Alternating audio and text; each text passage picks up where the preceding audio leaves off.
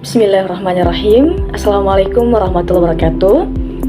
Perkenalkan, nama saya Mirna Ipa Oktiani, NIM E1C02310174. Halo teman-teman. Di sini saya akan menjelaskan mengenai kesopanan berbahasa dalam kajian pragmatik. Nah, kalau kita mendengar kata sopan, pasti yang terlintas di pikiran kita adalah tata krama, etiket, atau sekedar menghormati orang tua atau orang yang lebih tua dari kita. Tapi, dalam pragmatik, kesopanan itu sebenarnya adalah strategi berkomunikasi. Maksudnya, bagaimana cara kita mengatur kata-kata agar tujuan kita tercapai, tapi hubungan kita dengan lawan bicara tetap aman dan tidak terjadi salah paham. Cara kita berbicara di kampus itu sangat ditentukan oleh hubungan sosial kita dengan orang tersebut. Ada dua faktor yang memengaruhi, yaitu faktor luar dan juga faktor dalam. Faktor luar itu adalah hal yang sudah pasti dari sananya, seperti usia atau jabatan. Contohnya saat kita mengobrol dengan dosen, kita secara otomatis menjaga jarak sosial dengan menyapa menggunakan gelar atau dengan kata-kata yang sopan dan santun. Seperti, maaf Pak Bambang mengganggu waktunya, saya Mirna ingin konsultasi terkait tugas yang Bapak berikan. Nah, pasti itu teman-teman ada kata-kata yang sopan dan santun yang kita ucapkan. Faktor dalam ini bisa mengubah suasana yang tadinya kaku menjadi santai. Misalnya saat kita mengobrol dengan teman sekelas yang tadinya belum kenal, lalu berubah memanggil nama akrabnya saja, seperti Hai Citra gitu. Misalnya seperti itu teman-teman. Atau mungkin teman yang sudah dekat, kayak sahabat banget, bestie banget, Cit gitu, Citra gitu. Jadi kita tidak perlu menggunakan kata halo Citra, maaf mengganggu waktunya. Tidak perlu teman-teman, karena kita sudah dekat dengan dia gitu. Ya seperti sahabat lah. Nah, kedua faktor ini sangat penting karena menentukan apakah kita bakal dinilai sebagai orang yang kasar atau orang yang punya tegang rasa.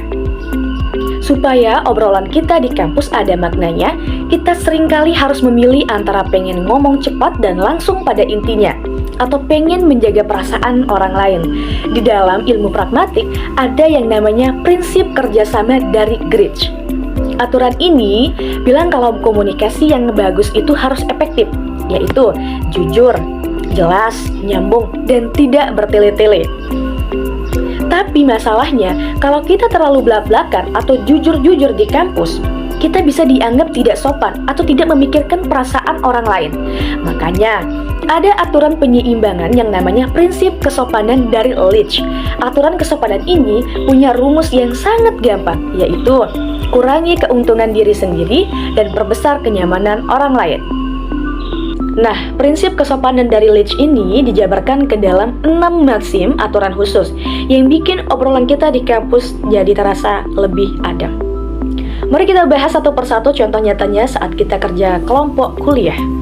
Yang pertama, maksim kebijaksanaan.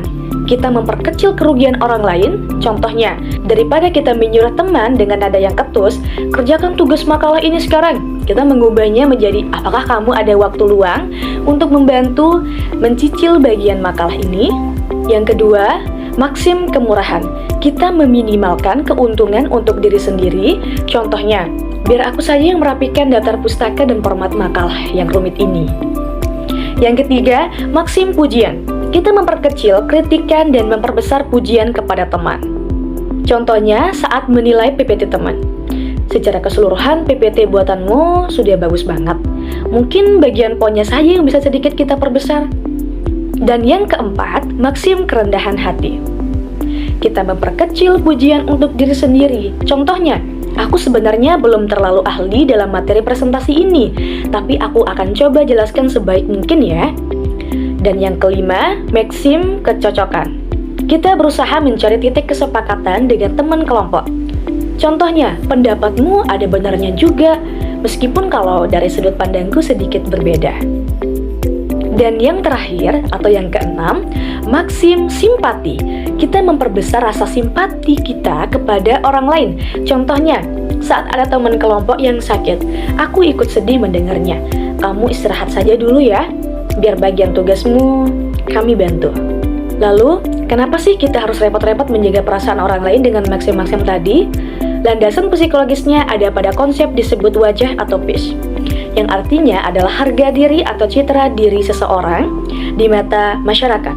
Dalam interaksi sehari-hari di kampus, kita semua pasti bertingkah laku sambil berharap agar harga diri kita selalu dihormati oleh orang lain. Citra diri ini punya dua sisi.